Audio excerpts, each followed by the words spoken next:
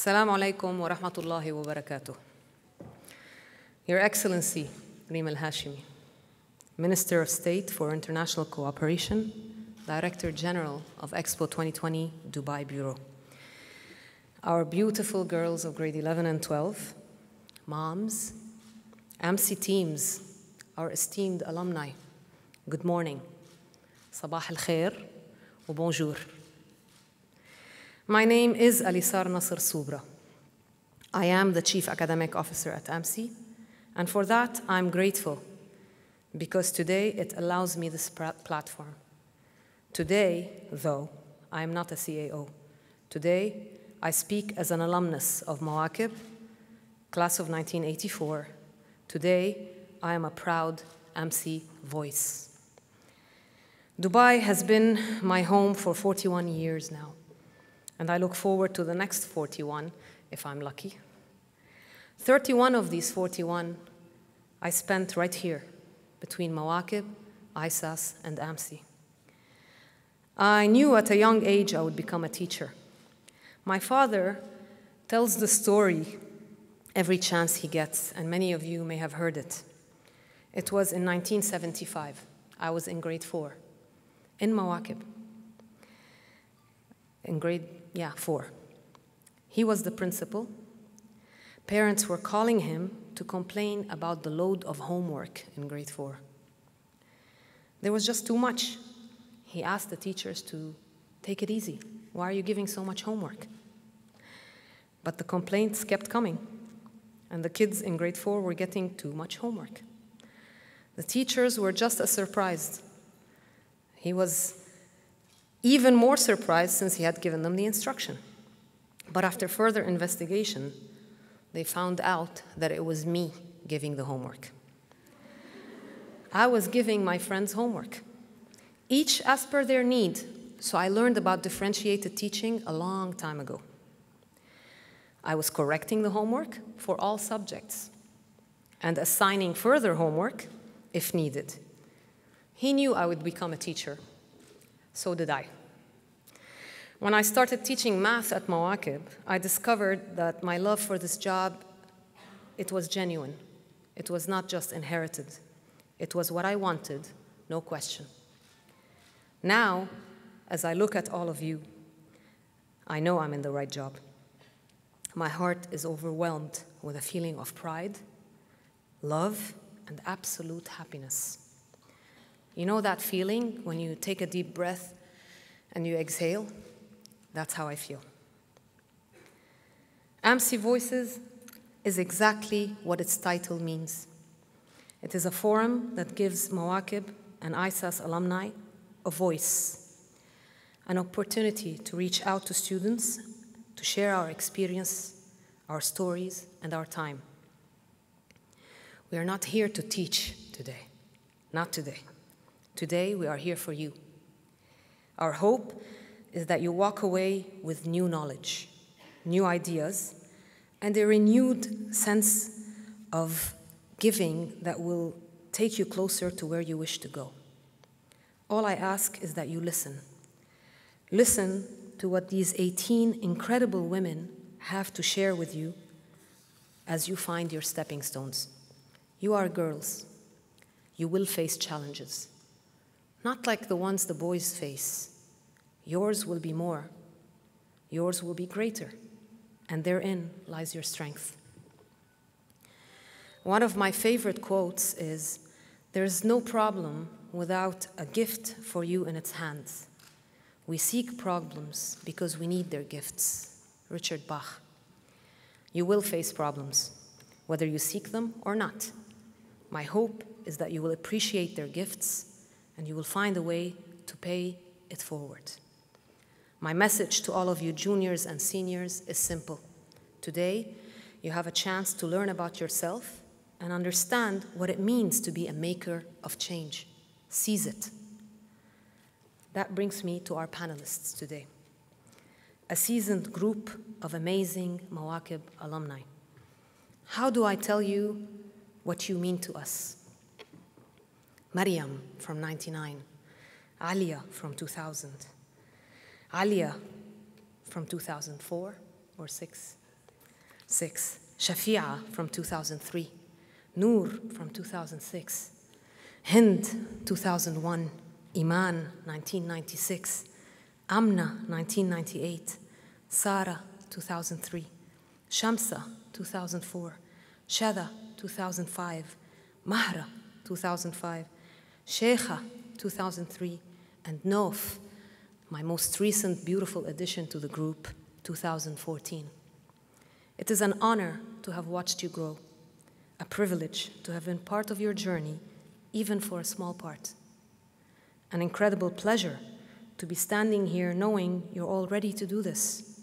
And above all, you must know right now, right here, that our love for you is deep, our respect is immense, and my personal great appreciation for your presence, your time, and your quick acceptance to be an AMSI voice today are but some of the feelings that I have and we carry for you. Thank you for coming back and for being who you are. To all you alumni who are among us today and students, I speak on behalf of everyone who has had the privilege to teach you, advise you, even reprimand you, or be there for you, your co-directors, your heads of sections, your principals. Please know that this is exactly why we love what we do. You make it easy. To the moms here today, thank you for sharing this momentous event with us. Thank you for being part of this family and for letting us be part of yours. Today's conference has been in the making for almost 2 years. First, a small idea discussed between two of us, me and Hind. Then the group grew and we became the steering committee of AMSI Voices. To Hind, the communicator, Mania, the motivator, Mahra, the dreamer, and Maryam, the innovator, I say thank you. Thank you for the time you spent organizing, for the laughs, for the 100 WhatsApp messages at 1 a.m., the legwork, the arguments, the aha moments, and of course the oh no moments. Thank you for all your hard work, your commitment, your dedication. Thank you for pulling it off with such class. Thank you above all for your love. You are four beyond beautiful hearts and souls, and I'm humbled by your everything. Finally, today, I'm elated to have her with us. 21 years ago, at Mawaqib graduation of 1995, a speech that is still remembered as one of the most beautiful ever at our ceremonies, she spoke. A few years later, she graced us again with her presence at our academic awards at Barsha, and again managed to move us with her genuine words and inspiring presence. Today, she is with us once more. Today, she is an AMSI voice.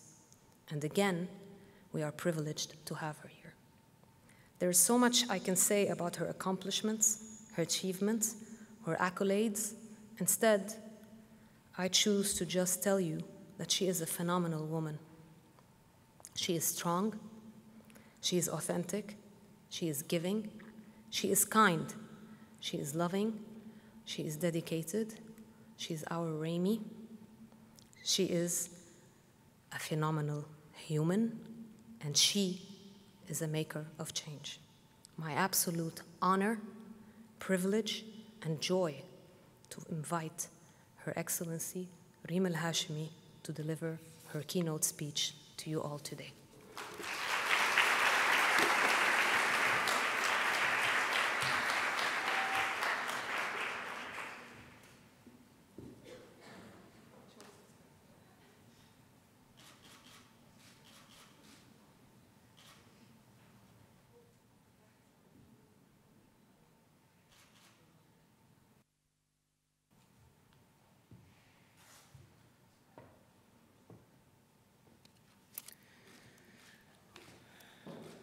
Bismillah ar-Rahman ar-Rahim. Ms. Alissar forgot to tell you that we can open this up to questions. So I'll finish really quickly the formal remarks. So بعدين let's just Let's just have a conversation. And if you allow me, I will do this between Arabic and English.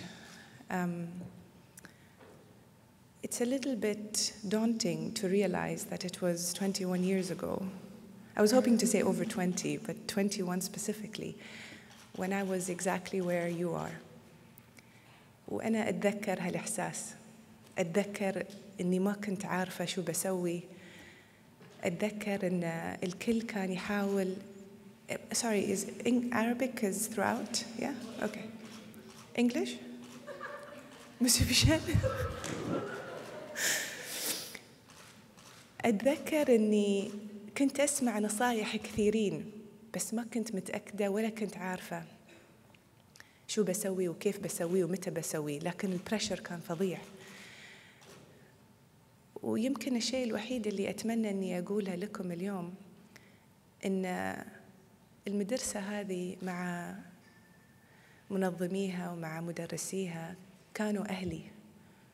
الأهل مو فقط صلة دم، الأهل أيضاً الأصدقاء الأوفياء. وبكل فخر أقول أني كنت بين أهلي في مواكب.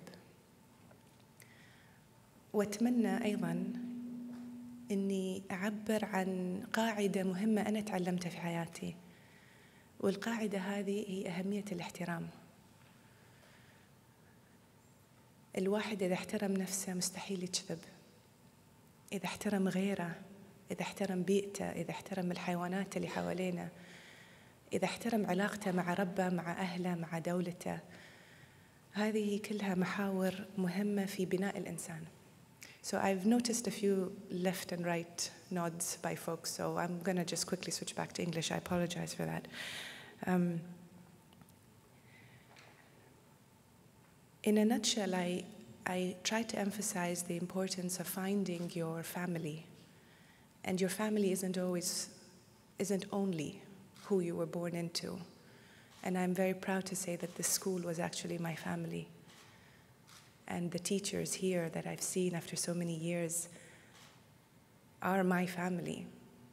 And I hope you get a sense of what that is, because it's really quite remarkable. And then the second point that I wanted to mention to you, or that I had mentioned in Arabic, was the power of, or at least the important impact that respect can have. It's very important to understand respect, and it's very important to employ it in your life.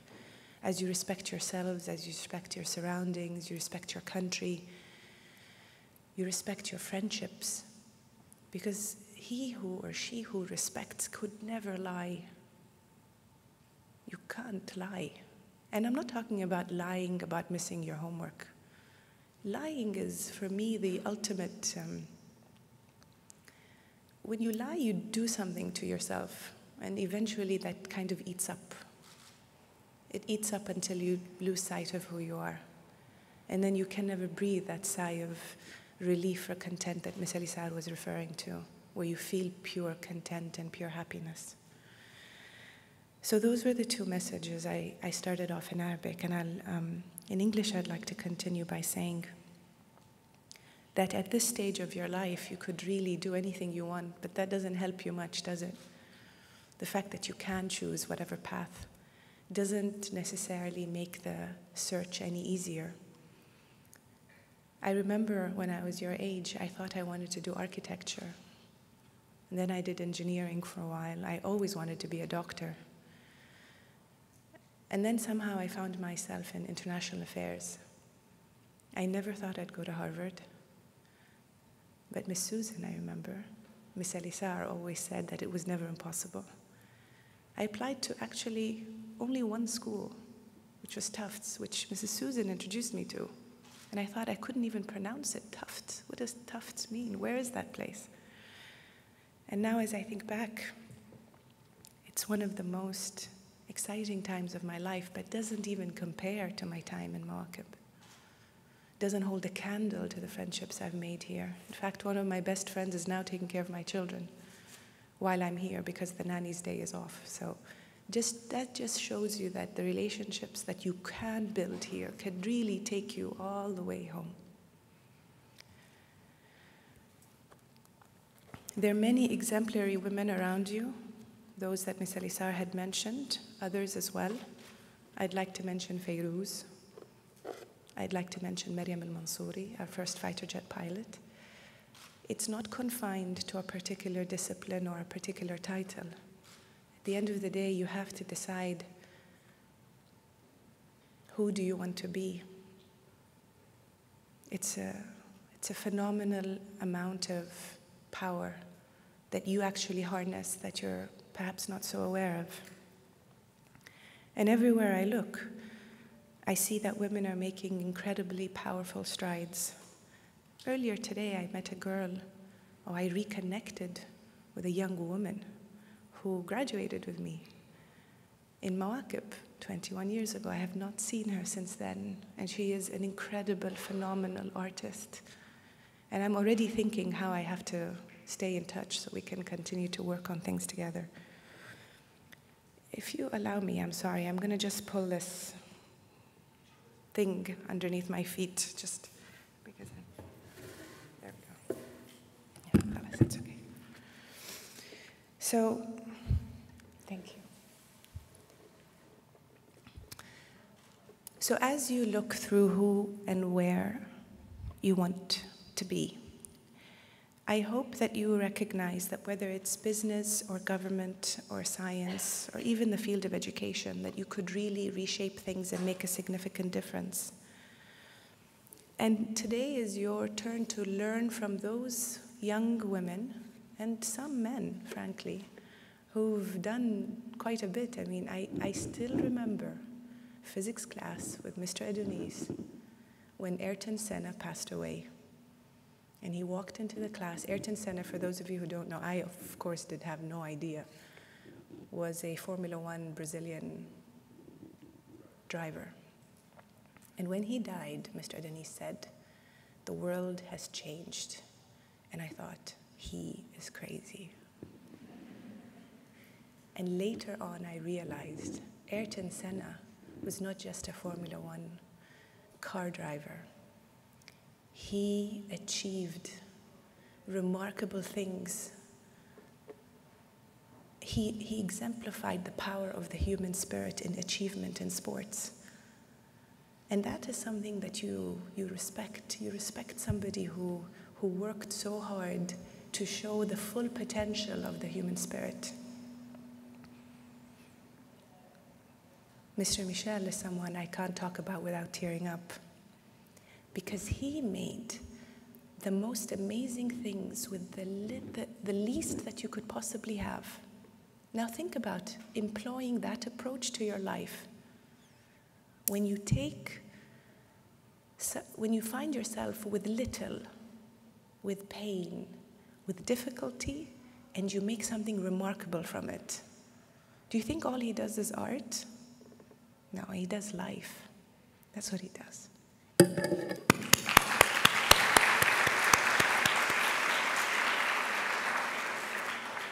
So I'm here to also talk to you a little bit about how you can find that dream and how you can find that aspiration, and how your parents and your teachers and your friends can actually help you get there.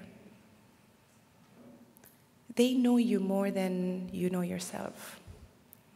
But at the end of the day, it's your journey to take, and it's your path to employ. And great teachers can help you find that passion. So let me close off here by really opening up the floor, because I think in the spirit of AMSI Voices, and if I am privileged and honored to be considered a voice, I don't want to just talk to you. I'd like to hear from you as well. And if my experience can do anything to help you get a little closer to where you want to be, I'd love to take the opportunity now to be able to do that. Thank you very much for your time and attention.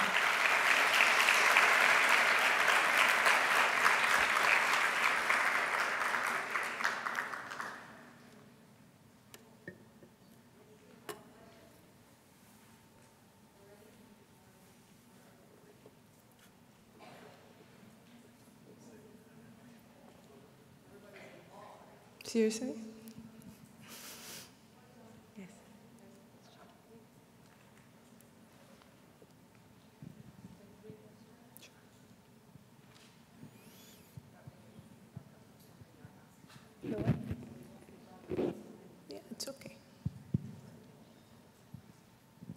what you're doing now, was it planned already, or was it through the experience? Did you, like when you were our age, did you think of doing what you're doing now? Never.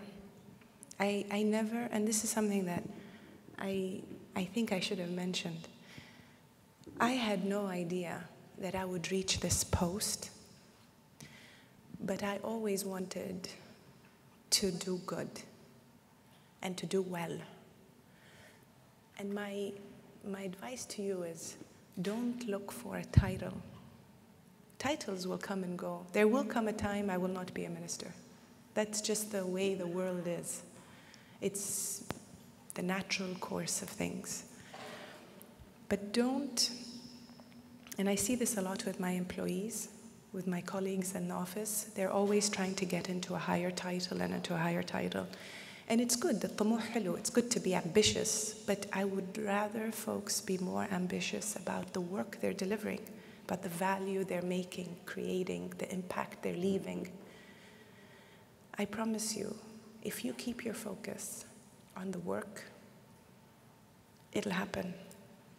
But if your driving force is that title, that seat, that recognition, if you will, and you're not really good at what you do, you're not really dedicated to the work, you're gonna fall flat on your face really quickly. So my advice has always been, become the absolute pro at your work, which is why you need to decide, what is it that you want to do? What subject do you love? Why do you love it? What drives you? What is your passion? Because it's really hard to be very good at something you don't like. Thank you.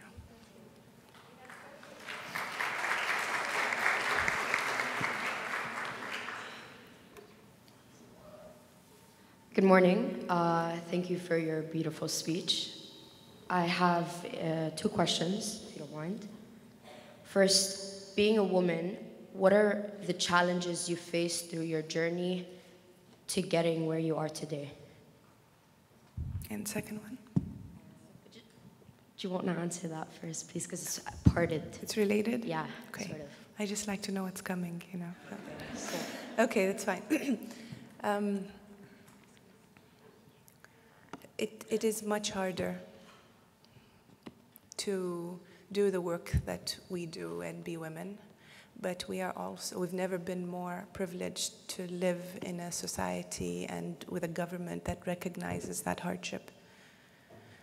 So during Expo, for example, when we were campaigning, I was in Paris and I was 9.5 months pregnant. That type of pain, nobody understands. We traveled so many different places. Even before Expo, I remember having an ear infection and being in Papua New Guinea and needing to inject myself with antibiotics.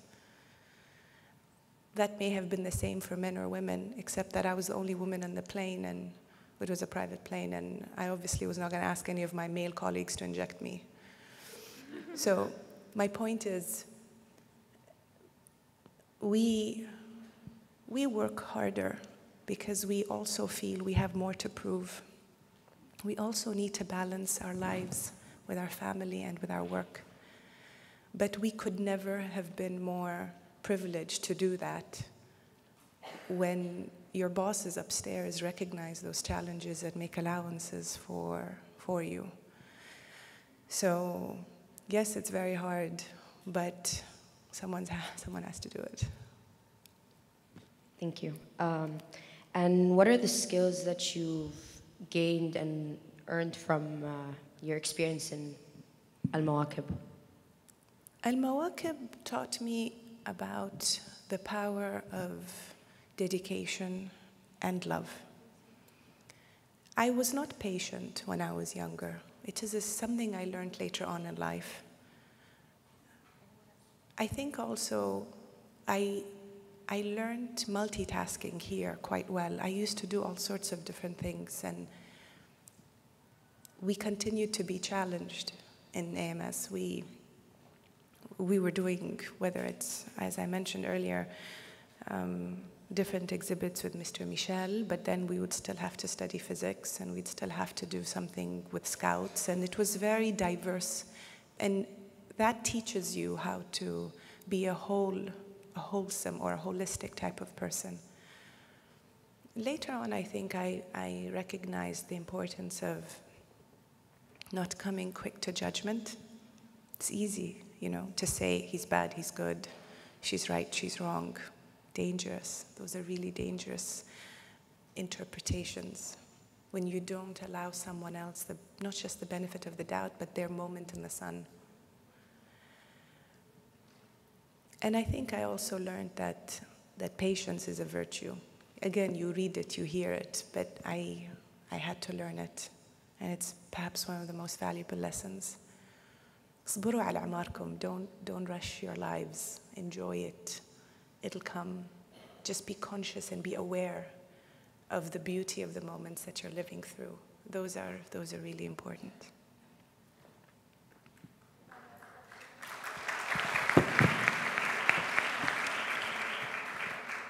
Good morning, Your Excellency, and thank you for your inspiring speech.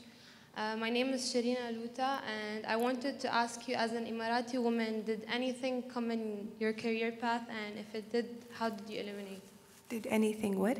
Come in your career path, like an obstacle? I think I've had my share of them, and perhaps no different to some of my other male ministers, male colleagues who've also undergone tremendous challenge. You know, it's important to maybe take a step back and learn something from history. Our country will turn 50 in 2021.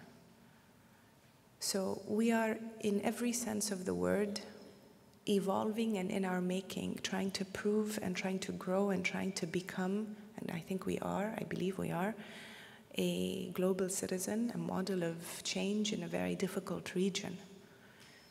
To do that, those that represent the government and those that represent the country, which is all of you here today, by the way, national, non-national alike, nationals know that if it's not for the strong expatriate presence here, we would have a really hard time continuing on our cycle of development. So the symbiotic relationship between both is quite important. And if we're trying to build a different kind of Middle East at an age that is not only difficult, but at a young age as a nation, then it will require you to give everything you have. Everything. And there have been several moments in my professional life, whether we were negotiating a free trade with the United States, or there was this massive Dubai Ports World debacle in DC in 2006, or we were fighting for the IRENA campaign against Germany, or even as recently as the Dubai World Expo against Russia and Turkey. There have been many moments when I've wondered how will we pull through? And it is those moments of doubt, I think, that you can almost rely on the clarity of the vision that you have. That's why a clear vision and a dedicated team and that concept of family that I talked about, that's not necessarily who you're related to, but that is your core group. That's what pulls you through. Otherwise, life is hard, but it's also the most beautiful thing around. So we need to balance between enduring its hardship but not becoming bitter, and enjoying it to its full extent so that we could give back to it as well. Just two more questions.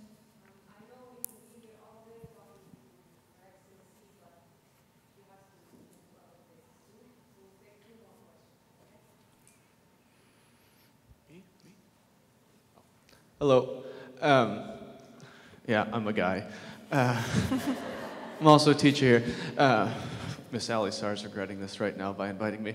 Anyways, I have a question for you in regards to, as a teacher, being 11th and 12th grade English teacher, so many of my students are talking to me and asking me about the importance, obviously, of grades and test scores, so on and so forth. My question is, can you briefly describe your journey of personal/character growth and the importance of that growth compared to academics and test scores? Where is the balance? And for you, in your path, what essentially kind of drove you further? Was it your academic life, or was it that personal growth that really allowed you to become the person and have the successes that you have today? Thank you. I'm not a big believer in standardized exams. Maybe because I didn't do so well in them either. But I think it's less about the score you get and more about the discipline you have to employ as you study for these tests. So don't look at your end LSAT score or SAT score or TOEFL score, they're still called TOEFL now. I think you have to study. You have to put in the long hours. You have to practice, you have to have your mind practice the need for creative thinking, but also repetition. I mean, I know everybody's against memorizing. I have to memorize. I have to memorize a whole bunch of stuff. But it's not all I do, and it's not how I learn. So I would say that standardized testing is a little bit archaic in how it defines how the student fares, but it is still an important tool and element to get you to your next milestone. So instead of,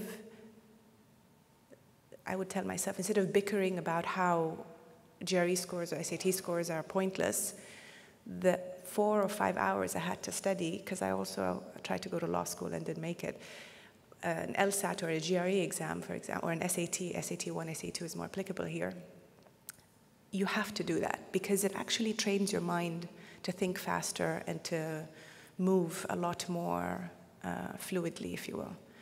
But don't be disappointed if you don't score a particular number. I scored terribly. I think I made it.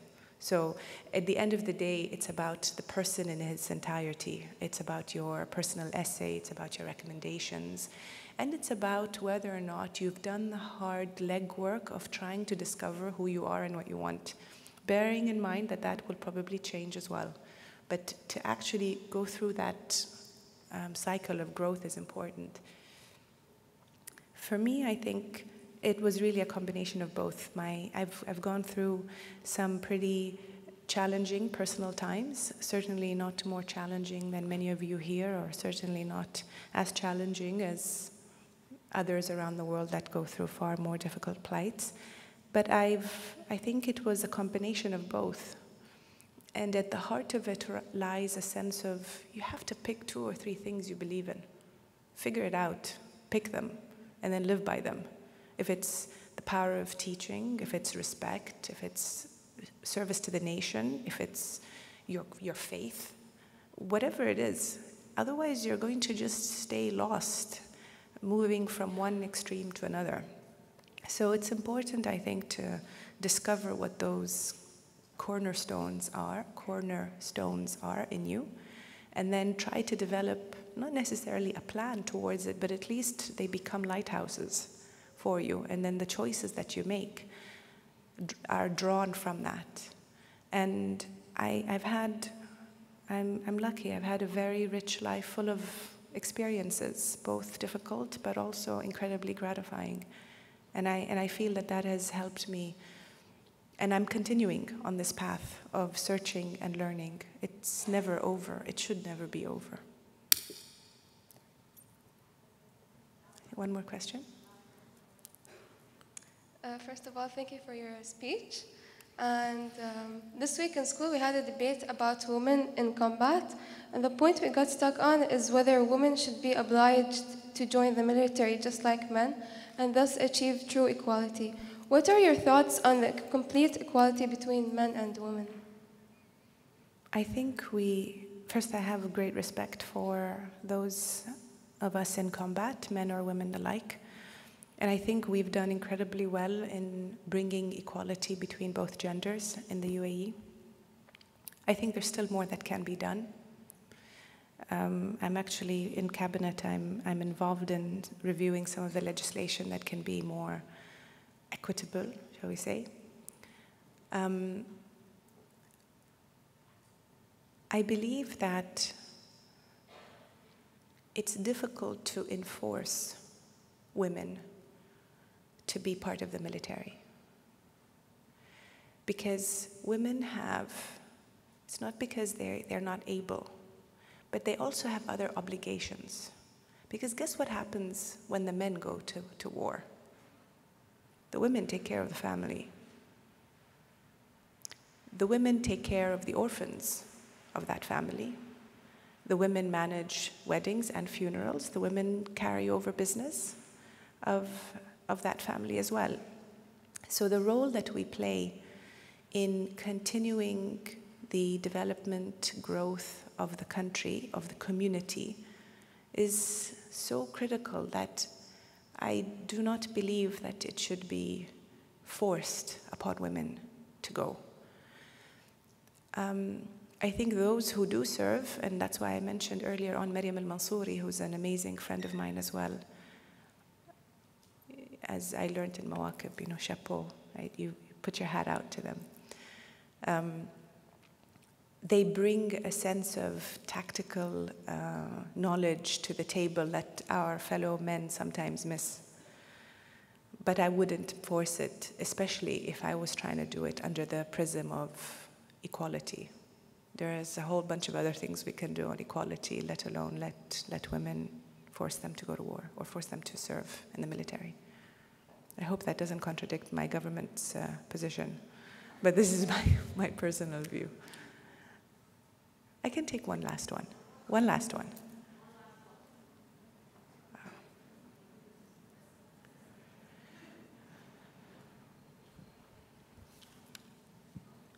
Thank you very much for your motivating speech. My name is Haneen, and I have a question.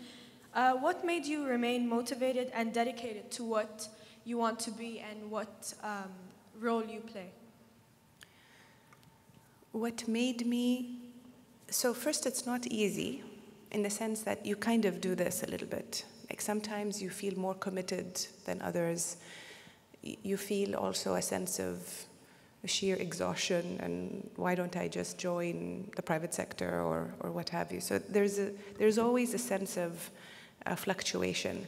But I think where you don't fluctuate is if you've figured out what matters to you.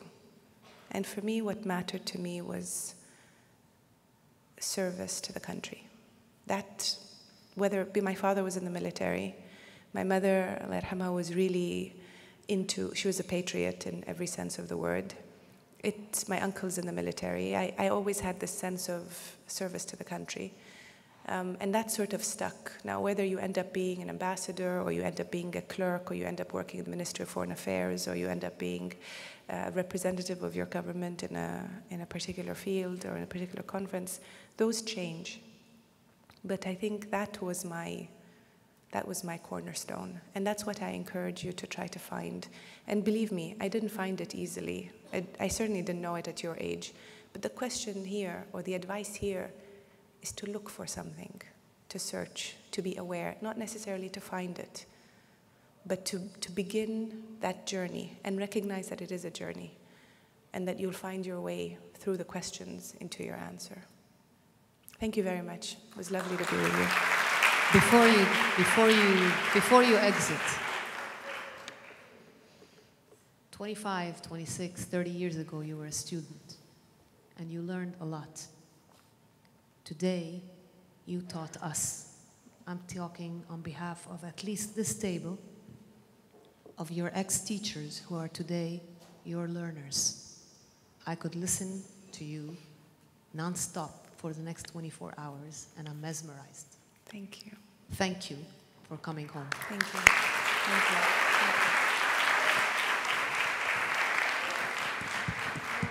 Thank you.